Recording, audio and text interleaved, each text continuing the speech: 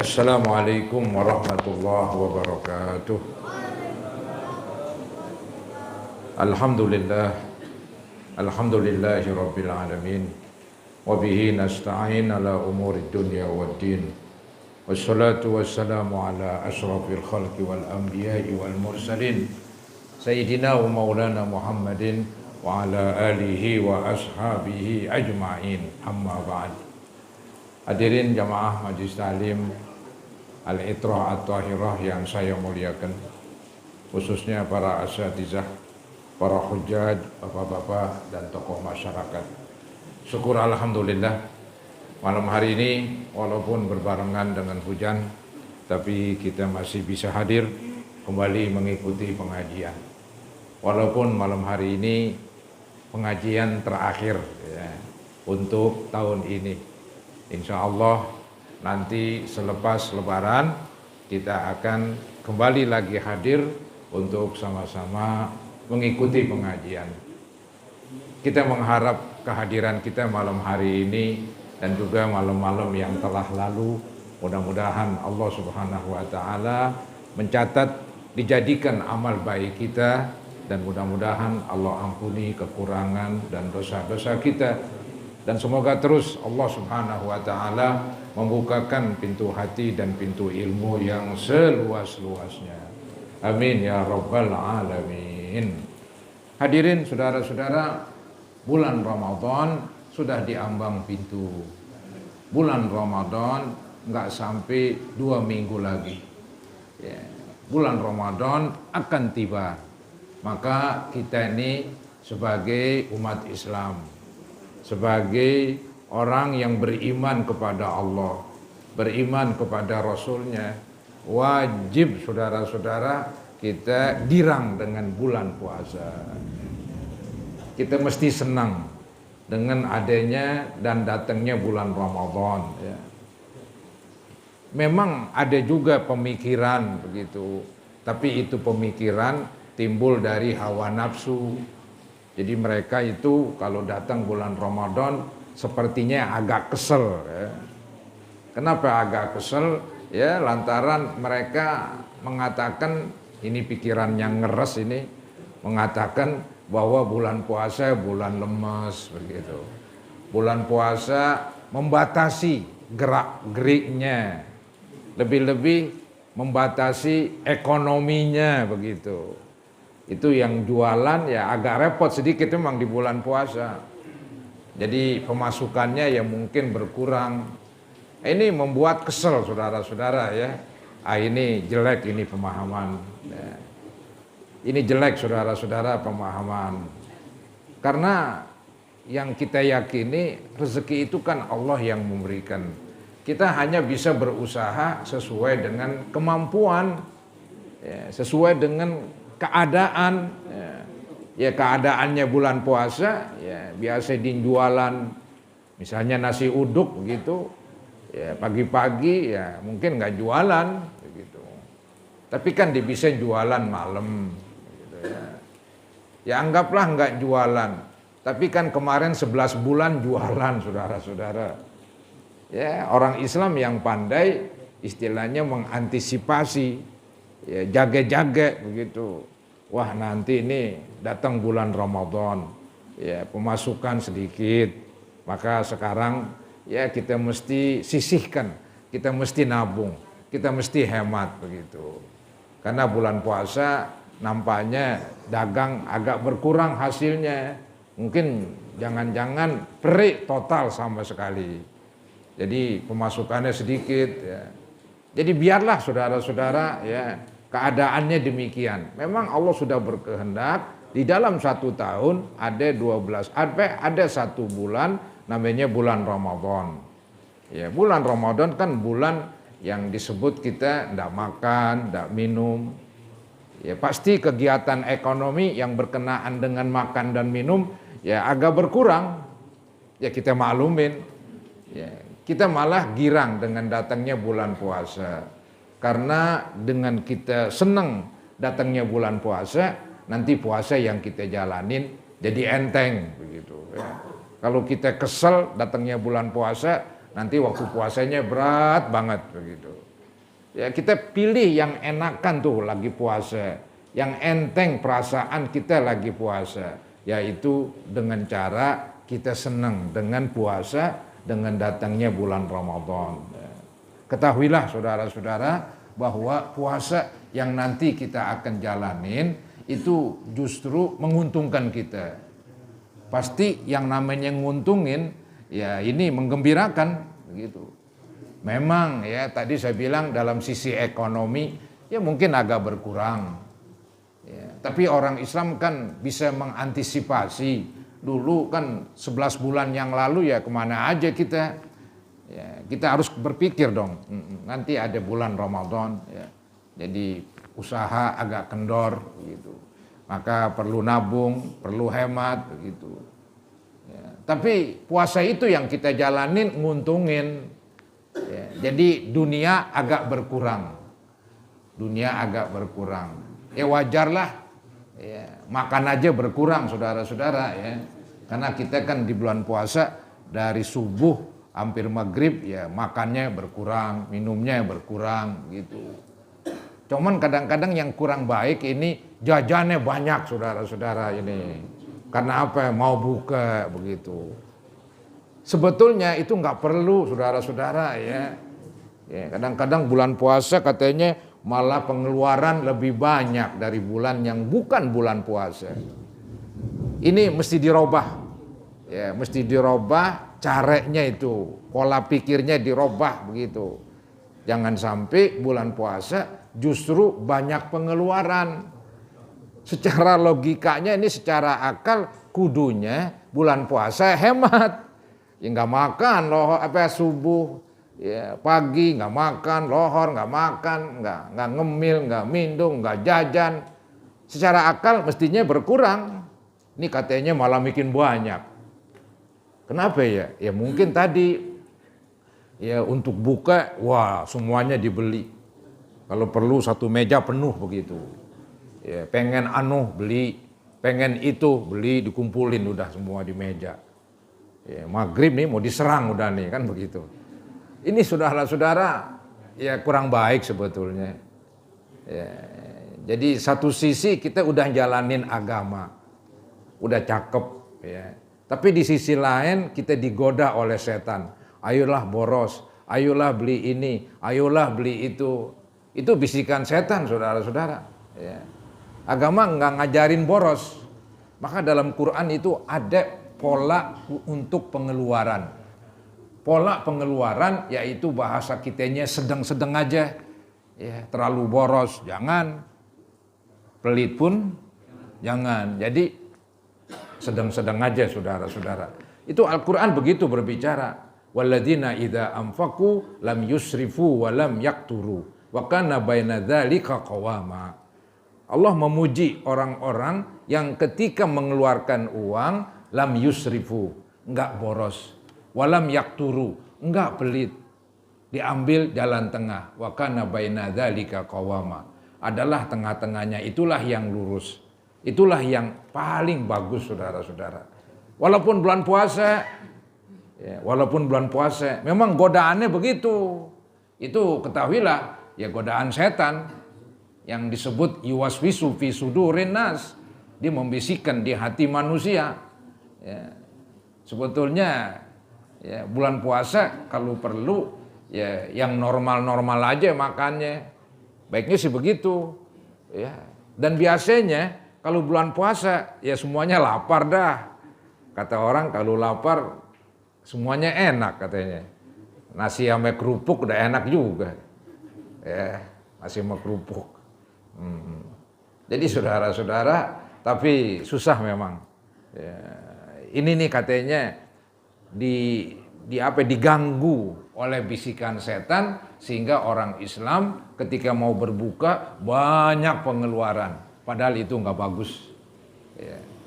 Ya walaupun nggak haram, nggak haram. Cuman kan ada yang lebih baik, ya, yaitu sedang-sedang aja, ya sedang-sedang aja. Kalau seandainya nanti berbuka makannya dikit karena nggak ada lauknya ya bagus saudara-saudara.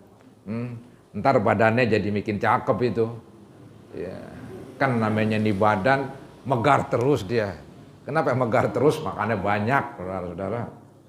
Ya, mungkin bahasa Betawinya gegares begitu. Garas melulu ini. Ya. Emang begitu bawaannya lagi nih manusia. Ya, dia ame makanan udah asik aja begitu.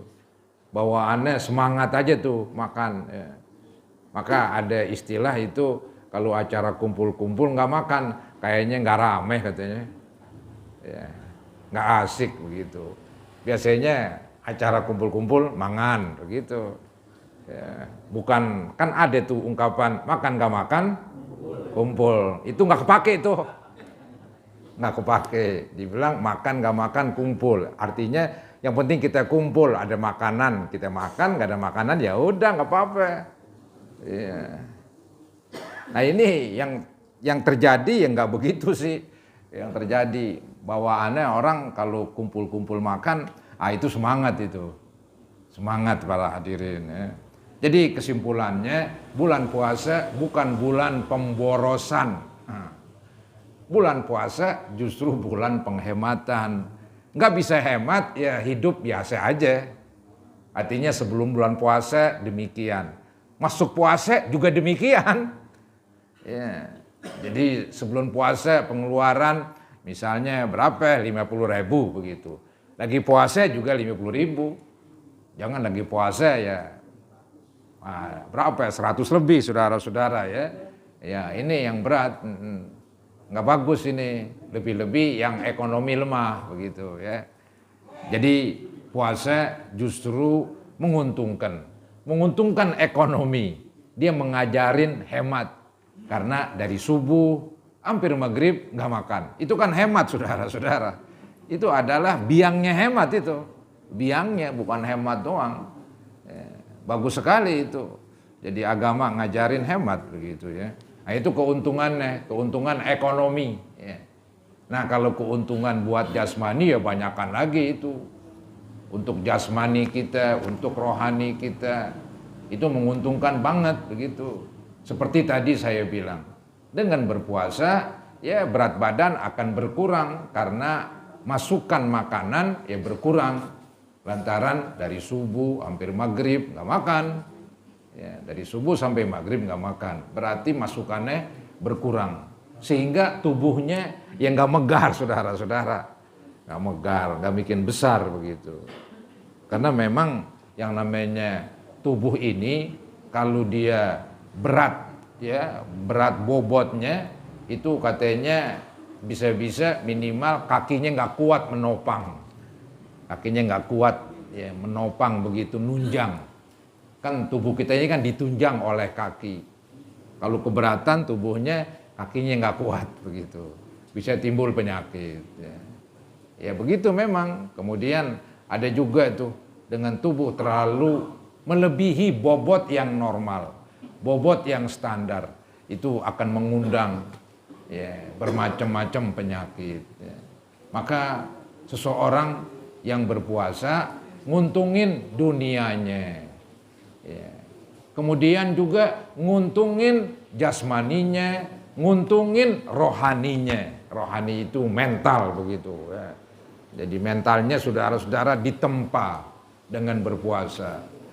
Dengan berpuasa rohaninya dididik menjadi rohani yang kuat, rohani yang tahan uji. Ya, mentalnya tahan uji, ya, mentalnya saudara-saudara nggak mudah cengeng begitu. Ya, kalau anak kecil cengeng wajar, tapi kalau orang dewasa cengeng kan repot urusannya itu. Apa tuh cengeng? Ya mengeluh mulu saudara-saudara. Ya, misalnya dia nggak ulet, itu cengeng kalau saya bilang nggak ulet ya. Jadi bisanya mengeluh, nggak mau berusaha, nggak mau ulet begitu. Padahal puasa yang kita laksanakan itu ngajarin kita ulet, ngajarin kita pantang menyerah, ya, ngajarin kita sungguh-sungguh berbuat.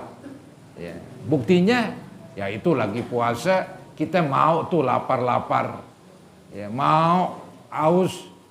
Ya, kata Zainuddin MZ itu, walaupun ya tenggorokan kering mencekik begitu, walaupun perut kosong melilit begitu ya, tetap kita puasa. Nah itu sih didramatisir namanya. Ya tenggorokan kering mencekik sih kagak. Cuman kan ya digambarkan biar serem saudara-saudara ya. Istilah orang sekarang didramatisir. Jadi lagi puasa kerongkongan kering mencekik begitu. Kan serem tuh. Ntar bisa-bisa mati orang kalau puasa. Kecekek dia ya. Kemudian gara-gara puasa lapar, ya, haus, perutnya melilit, muter-muter begitu. Ya. Enggak juga sih, cuman itu omongan dramatisir begitu ya. Menggambarkan bahwa orang puasa memang berat ujiannya. Nah, tapi kan toh dijalanin juga. Nah, itu yang hebat di situ tuh. Ya, nggak makan, nggak minum, haus, lapar. Kemudian dia kerja, dia berusaha nyari rezeki, tetap dikerjain, puasa dilaksanakan, usaha dikerjakan. Wah ini bukan main uletnya ini. Dari situ kita mendapat pendidikan. Itu pendidikan mahal itu. Jadi maka nggak salah sih kalau kita umpamain puasa ini kayak universitas begitu. Di situ ada mahasiswanya sedang dididik, ditempa, diuji, digembleng saudara-saudara, nggak tanggung-tanggung, bukan sehari 2 hari, bukan seminggu 2 minggu, full 1 bulan, digembleng, ditatar begitu, melalui puasa. Maka kudunya tuh habis lebaran dapat sertifikat dia, dapat sertifikat namanya, bahwa lulus dari ujian ya, ketika berpuasa itu. Maka orang ini layak menjadi orang yang dipuji. Karena dia lulus dalam berpuasa, berarti dia insya Allah lulus juga di dalam usaha, di dalam bekerja. Karena ketika puasa pahit, lapar, ya tenggorokan kering, perut kosong, dikerjain. Maka nanti waktu nyari rezeki, walaupun kehujanan, kepanasan, ya, walaupun mungkin rugi, bangun lagi begitu. Ya, jadi nggak langsung kendor, nggak langsung cengeng begitu. Ya. Jadi puasa membina, ya, mendidik kita menjadi orang yang ulet. Ulet itu kan dalam bahasa agama sabar. Ya, ulet itu dalam bahasa agama bolehlah saya sebut sabar begitu. Memang puasa itu sabar. Ya, kata orang nggak sabar bubar. Anggap ini, aduh lapar, makan dah, makan ya bubar puasanya. Haus begitu. Ada air, langsung tenggak, ya bubar lagi. Nggak tahan uji, saudara-saudara. Ya. Maka tuh sebetulnya orang Islam kuat-kuat. Walaupun tubuhnya kecil, tapi ininya kuat. Mentalnya, saudara-saudara. Ya. Ada kan orang tubuhnya gede, besar begitu. Tapi pengecut, ada kadaliwat kabur. Dikira setan nih, begitu. Ini sih mentalnya, mental apa ini? Kadal liwat kabur. Zaman dulu kan banyak kadal di Betawi sini. Sekarang jarang kita lihat udah. Kita lagi liwat, kresek aja liwat, kabur saudara-saudara. Kita kebingungan nih malam-malam begini kreseknya apaan ini? Bisa jadi orang tubuhnya besar, ya badannya tegap begitu, tapi dia takut karena mentalnya kecil. Ya. Mentalnya kecil, maka tuh yang pokok tuh mentalnya kuat begitu, rohaninya gagah saudara-saudara, walaupun tubuhnya kecil, ya. Karena dengan mental yang kuat, ya, pikirannya kuat, rohaninya kuat, insya Allah apa yang kita kerjakan bahasa Betawinya nggak banyak dikit berhasil, nggak banyak dikit dapat begitu. Ya. Kalau kita nggak usaha, kalau kita nggak kuat mental kita, ini sulit, boro-boro banyak. Dikit juga mungkin susah diraih. Karena udah nyerah duluan. Nyerah melulu. Dia bisanya ngeluh melulu udah. Ngeluh melulu begitu. Tapi orang yang ulet nggak begitu dia. Dia akan benar-benar bangun lagi, jatuh, bangun lagi begitu. Ya, jadi berusaha terus. Berusaha terus, nggak mau nyerah. Itulah didikan puasa ya. Itulah didikan puasa. Jadi saudara-saudara, sabar itu artinya yaitu ulet. Maka ada hadis dikatakan bahwa puasa Ramadan itu adalah kesabaran. Ya. Jadi kesabaran ini saudara-saudara diperlukan dalam kehidupan kita. Kemudian itu kan manfaat dari jasmani, manfaat dari rohani. Nah kalau manfaat di akhirat itu jangan dikata dah katanya. Kalau puasa itu ibadah yang gak ada bandingannya dah. Ya. Jadi ada hadis berbunyi, alaika bisaum fa innahu la idlalah. Hendaklah kamu berpuasa, sesungguhnya puasa itu ibadah yang enggak ada bandingannya. Ya. Terlalu besar dia, memang pahalanya besar sekali, bahkan kerjaannya juga besar saudara-saudara. Yang saya bilang tadi berjam-jam itu. Dan ini Ramadan bukan sehari 2 hari, juga bukan seminggu 2 minggu, tapi full 1 bulan. Jadi kerjaannya besar, proyek besar saudara-saudara itu. Maka pahalanya, untungnya juga besar. Ya. Sehingga ada hadis Nabi itu yang merupakan hadis qudsi, yang berbunyi kullu amal ibni Adam lahu illa syiyam, yang artinya semua perbuatan manusia untuknya. Ada ulama mengartikan semua perbuatan manusia yang baik-baik itu ada balasannya, dan balasannya udah tertentu, udah ditentukan balasannya. Ya, misalnya ini sedekah, minimal 1 kali sedekah pahalanya 10 kali. Ya. Ada ayat begitu memang, man jaa bil hasanati falahu asyru amsalihha. Bukan sedekah doang, apa ajalah ibadah-ibadah Allah ketika membalas satu kerjaan dibalas 10 kali lipat. Ya, mungkin dibalas 700 dan seterusnya. Tapi kalau puasa enggak demikian. Ya, jadi puasa enggak demikian.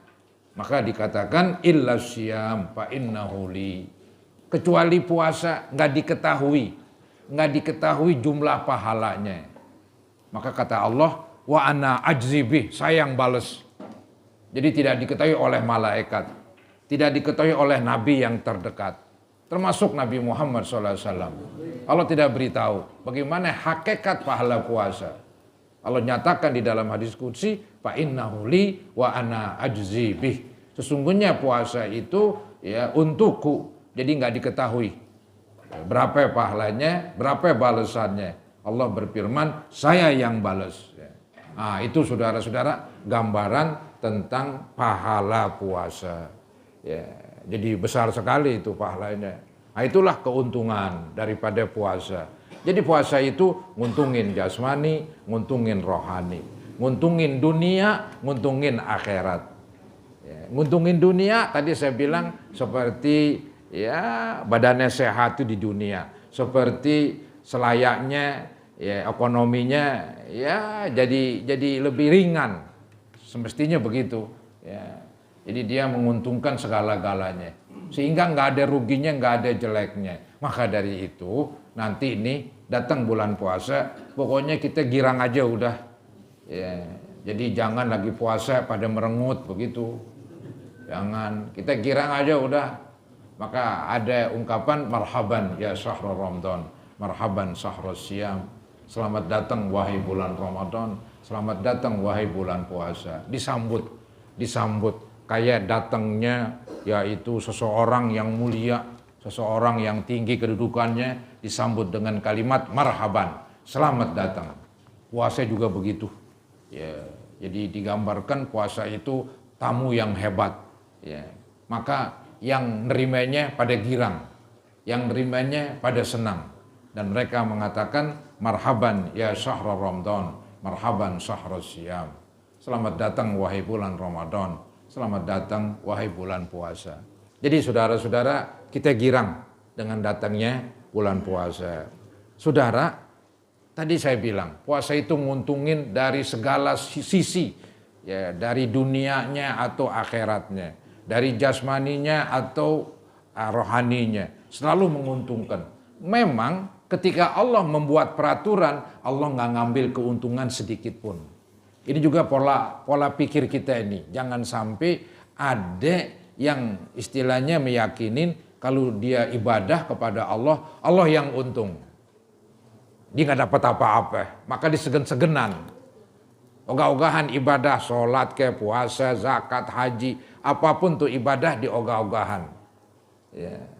Ya mungkin dia berpikiran yang untung Allah begitu. Saya nggak dapat apa-apa, malah kalau ngikutin agama ya jadi sempit, jadi susah dan seterusnya lah begitu. Padahal secara yang benar justru Allah Subhanahu wa taala kalau mewajibkan segala yang diwajibin, tentunya ya puasa. Ini saudara-saudara, Allah nggak ambil keuntungan sedikit pun. Maka tuh ada ayat Quran ya yang berbunyi wallahu ghaniyun halim, dan Allah itu maha kaya. Ya, maha kaya dan maha santun, itu maha sabar. Jadi Allah itu kaya. Anggaplah ini semua beriman. Allah nggak jadi bertambah kekayaannya. Emang dia udah kaya begitu. Allah maha kaya. Anggaplah semuanya benar. Nurut sama Allah. Wah, Allah jadi bikin hebat. Kaget saudara-saudara begitu. Atau semuanya jadi iblis. Ya, ngelawan, nggak ada yang beriman, kafir semua. Allah nggak jadi rugi. Ya, jadi untung dan ruginya kembali kepada kita nih sebagai manusia. Nah, ini perlu kita camkan semacam ini. Ya. Jangan sampai kita berpikir bahwa kalau kita beribadah nguntungin Allah. Tapi justru nguntungin kita. Sehingga waktu beribadah kita semangat para hadirin. Ya. Nah, nguntungin kita, kenapa kita ogah ibadah? Ketika kita sedekah, mungkin kita merasa, waduh rugi gua nih, berkurang. Tapi dia ingat, justru untung. Duit yang kita sedekahkan itulah yang abadi.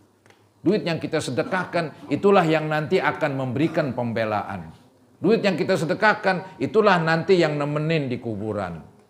Yang masih ada di tangan saya, mungkin saya jajan. Ya, mungkin saya pakai yang nggak ada artinya. Begitu. Jadi yang nggak ada manfaatnya di akhirat nanti. Jadi di sini perlu dirubah pola pikirnya. Bahwa ibadah nguntungin kita, bukan nguntungin Allah. Allah udah maha kaya.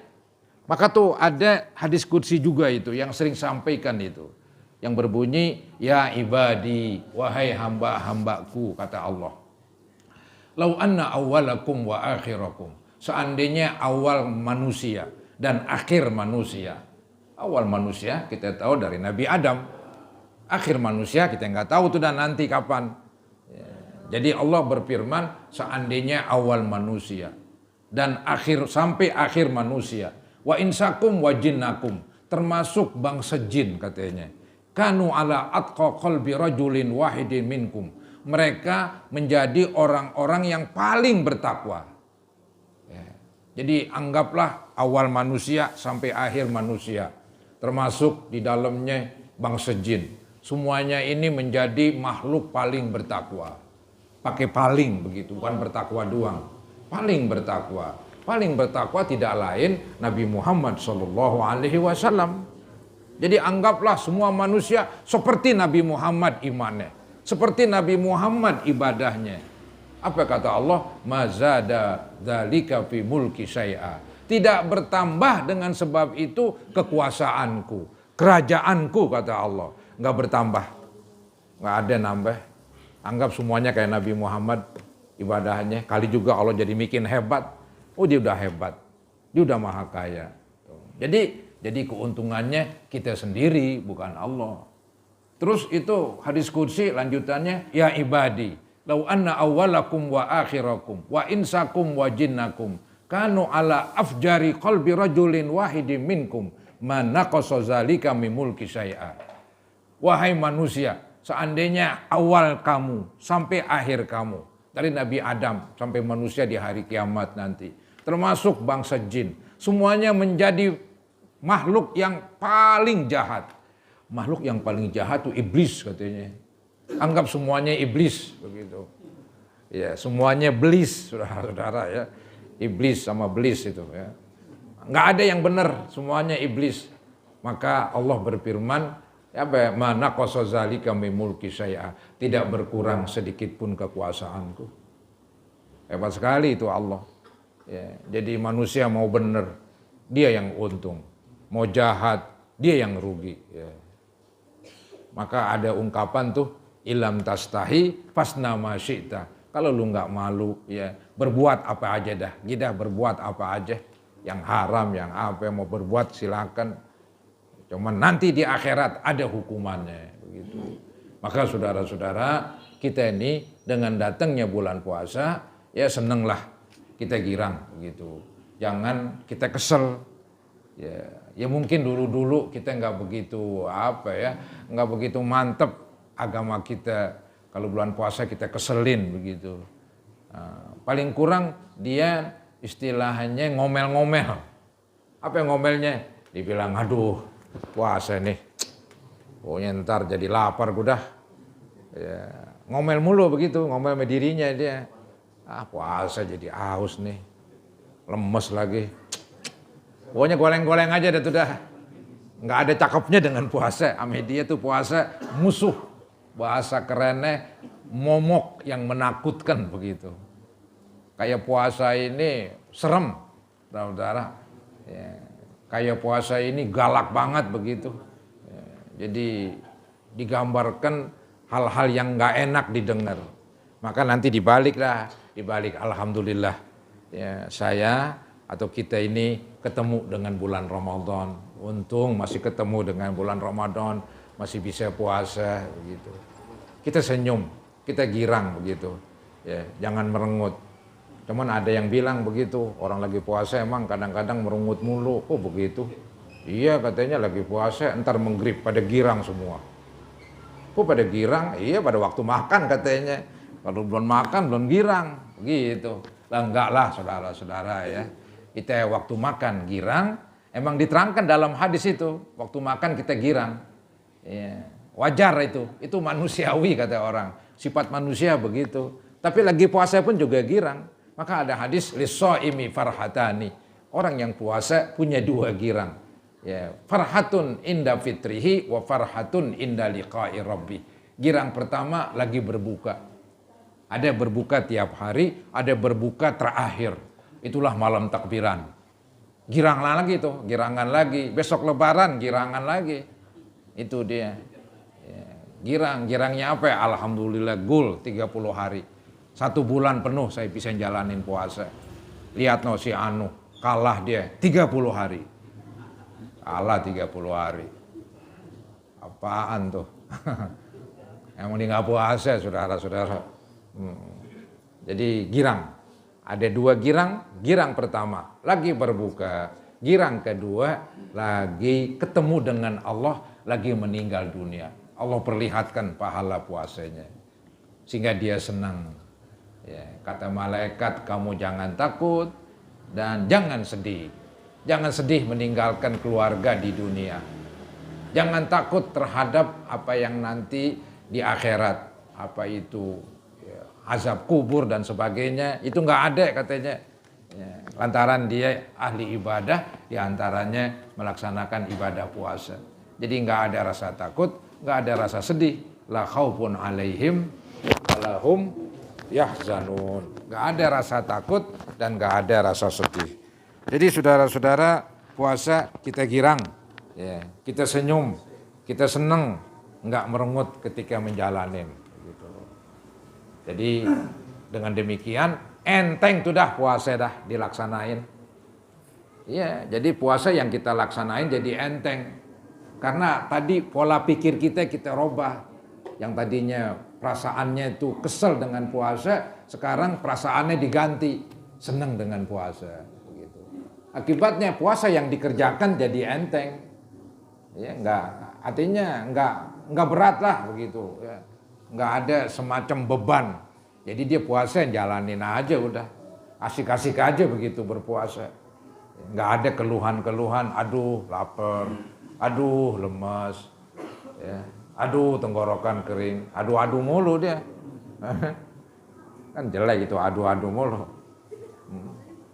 Jadi gambarannya puasa kayak ngegebukin dia. Maka adu-adu digebukin namanya puasa. Lah kagak lah. Puasa cakep, alhamdulillah begitu. Jadi girangin, hibur dirinya, senengin puasa. Jadi insya Allah puasa memang berat, tapi dengan sebab kita tadi pikirin tuh puasa yang bagus-bagus, maka dia menjadi enteng. Begitu saudara-saudara tentang puasa. Kemudian ya, tanggung nih saudara-saudara, belum selesai saya ngomong ya. Ada nih ya firman Allah yang menerangkan tentang di dalam makan ini jangan berlebihan. Ya, jadi ada ayat berbunyi wakulu washrabu wala tusrifu innahu la yuhibbul musrifin. Silakan makan, silakan minum, tapi jangan berlebihan. Sesungguhnya Allah tidak senang dengan orang-orang yang berlebihan.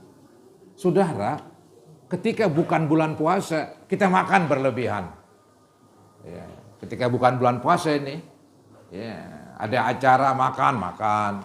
Ada undangan lagi, acara makan, makan lagi para hadirin. Iya, ya begitu memang manusia ya. Jadi manusia demikian, bawaannya itu ame makan udah asik aja. Ya, dia nambah lagi begitu. Nah, Al-Qur'an mengatakan itu nggak bagus. Musrifin itu namanya berlebihan. Ya, nggak bagus ya. Maka saya bilang untung dalam 1 tahun ada 1 bulan namanya bulan Ramadan. Ya, semacam menetralisir kelebihan-kelebihan selama 11 bulan. Dulu 11 bulan ya gegaras mulu kita, makan mulu begitu ya.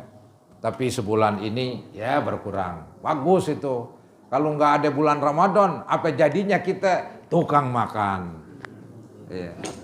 Tukang makan para hadirin, tukang makan justru merusak diri sendiri. Karena hidup bukan makan, tapi emang hidup perlu makan.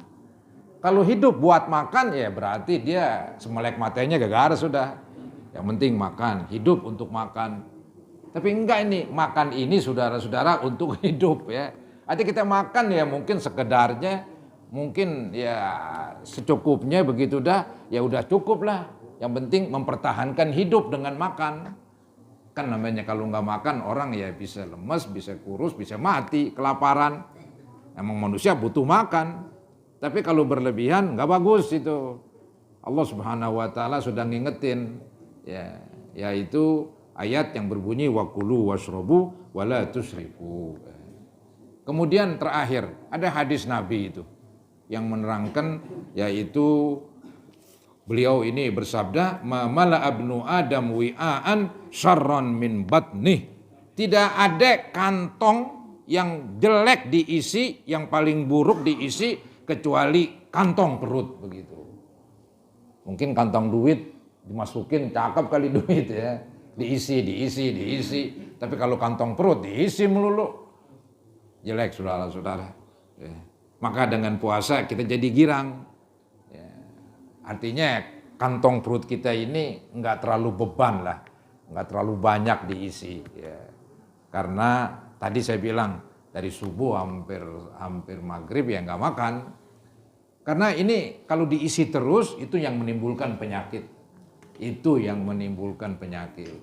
Maka ada pepatah tabib ya orang Arab zaman dulu ya itu mengatakan al-himyatu ra'sud dawa. Pantang itu kepalanya obat. Pantang kepalanya obat.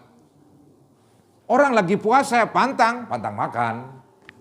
Dari subuh hampir maghrib pantang makan, ntar maghrib nggak pantang udah kan begitu.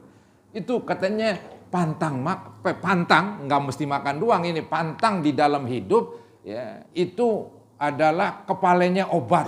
Biangnya para hadirin. Ya, contohnya inti lagi batuk. Ya, kemudian ke dokter. Ya, minum obat batuk tapi makan sambal, makan pedes-pedesan. Oh, bayi penggatu batuknya kali. Dia nggak pantang, susah baik. Lambat bayinya. Ya. Karena ya tenggorokannya emang udah iritasi kata orang. Jadi mungkin karena makan yang pedes-pedes jadi batuk begitu. Dia berobat tapi nggak pantang, makan pedas jalan terus. Itu bayinya lama udah. Justru kalau pantang dan berobat, itu yang cepat. Itu yang cepat. Jadi betul lah katanya pantang itu biangnya. Ya, biangnya obat. bukan anaknya doang dia, biangnya. Paling hebat saudara-saudara. Ya. Nah puasa adalah pantang. Kita nggak makan, nggak minum dari subuh hampir maghrib, bukan sehari 2 hari, bukan seminggu 2 minggu, tapi penuh 1 bulan. Ini merupakan cara pengobatan. Ya. Jadi cara pengobatan itu diantaranya bukan dengan obat doang katanya, dengan pantang. Diantaranya pantang nggak makan, nggak minum. Ya. Jadi saudara-saudara, inilah yang dapat saya sampaikan. Ya. Mudah-mudahan Allah Subhanahu wa taala membukakan pintu hati kita agar dapat menerima ilmu-ilmu yang bermanfaat. Amin ya rabbal alamin. Jadi malam hari ini ya ceritanya terakhirlah para hadirin pengajian. Ya, sebenarnya dikit lagi nggak sampai 2 minggu udah bulan puasa. Jadi ini terakhir pengajian kita. Ya mudah-mudahan yang udah tuh pengajian ya menjadi ilmu yang bermanfaat, dan Allah pun gak sia-siakan kedatangan kita, Allah balas dengan pahala yang lebih besar lagi. Dan semoga Allah Subhanahu wa taala selalu memberikan kemudahan kepada kita dan meluaskan rezeki kita serta memanjangkan umur kita dan memberikan kesehatan kepada kita. Mudah-mudahan apa yang kita mohon dikabul, diterima oleh Allah Subhanahu wa taala. Dan juga kita sebelum berdoa kita bacain suratul Fatihah untuk ibu bapak kita. Ya, semoga Allah ampuni ibu bapak kita. Allah lebih tahu nama-nama mereka. Termasuk juga bapak guru, ibu guru yang ngajarin kita. Ya, mertua yang memberikan putrinya. Semoga Allah ampuni mereka. Mungkin anak kita yang sudah wafat, diantaranya Ajwan Basil, mudah-mudahan Allah jadikan kuburnya taman sorga. Dan semoga Allah Subhanahu wa taala mengabulkan apa yang kita mohon pada malam hari ini dengan penuh keikhlasan. Al-Fatihah ala ma nawaina wa ala ma nawaitu wa ila hadratin Nabi Rasulillah sallallahu alaihi wasallam. Al-Fatihah. A'udzubillahi minasyaitonir rajim. Bismillahirrahmanirrahim. Alhamdulillahi rabbil alamin. Ar-Rahmanir Rahim. Maliki yaumiddin. Iyyaka na'budu wa iyyaka nasta'in. Ihdinas siratal mustaqim. Siratal ladzina an'amta 'alaihim ghairil maghdubi 'alaihim waladdallin. Astaghfirullahaladzim, astaghfirullahaladzim, astaghfirullahaladzim. Allahumma salli ala sayyidina Muhammad wa ala ali sayyidina Muhammad wa sallim tasliman katsira walhamdulillahi rabbil alamin. Allahumma inna nas'aluka khairal hayat wa khairal mamat wa khaira ma bainahuma wa khaira ma ba'da dhalik wa na'udzu bika min syarril hayat wa syarril mamat wa syarri ma bainahuma wa syarri ma ba'da dhalik. Allahumma ahyina hayata suhada hayata man tuhibbu baqa'ah wa tawaffana wafata syuhada wafata man tuhibbu liqa'ah. Rabbana ighfir lana wa liwalidina warhamhum kama rabbawna shighara wa li jami'il muslimina wal muslimat wal mu'minina wal mu'minat al ahya'i minhum wal amwat. Rabbana taqabbal minna innaka antas sami'ul 'alim wa tub 'alaina innaka antat tawwabur rahim. Rabbana atina fid dunya hasanah wa fil akhirati hasanah wa qina adzabannar. Sallallahu ala sayyidina Muhammadin wa ala alihi wa sahbihi wa sallam. Alhamdulillahi rabbil alamin. Kurang lebihnya mohon maaf. Assalamualaikum warahmatullahi wabarakatuh.